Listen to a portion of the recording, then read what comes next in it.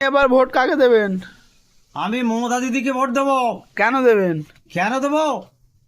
আমি বেকার ভাতা পাচ্ছি, আমি যাই আমার একটু জমি আছে, আমি কৃষক বন্ধু পাচ্ছি, আমার বাড়ি আমার বিবি সে লক্ষ্মী ভাণ্ডার পাচ্ছে, আর বাড়ি দুয়ারে চালগুলো বয়ে দিচ্ছে।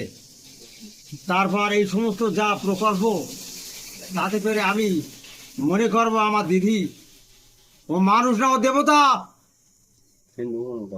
ও দেবতাও।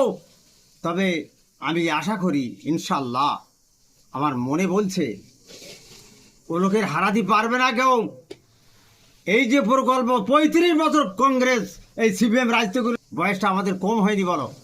আমরা এরম প্রকল্প আমার জীবনে আমি দেখিনি। আমি তো এখনো বলতেছি ও মানুষ না, ও দেবতা, ও দেবতা, ও দেবতা। বুঝতে পেরেছ? ওসব বাজে আজে যা দল মল করতেছে আমার সমস্ত পছন্দ না।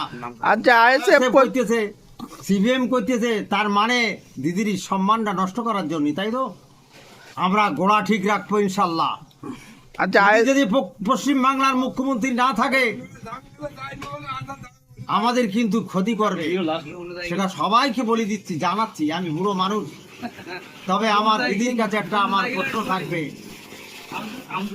আমি একটা দাবি করো, জিতে যাক, আমার কিন্তু তোমরা আমার দিদির কাছে, আমার বাড়ির একটা সমস্যা আছে, আমার একটা ছেলের ঘরের ছাদ আমি করতে পারছি, ডাইরেক্ট আমি আমার ব্যাংকের অ্যাকাউন্ট দিদির কাছে পাঠাবো।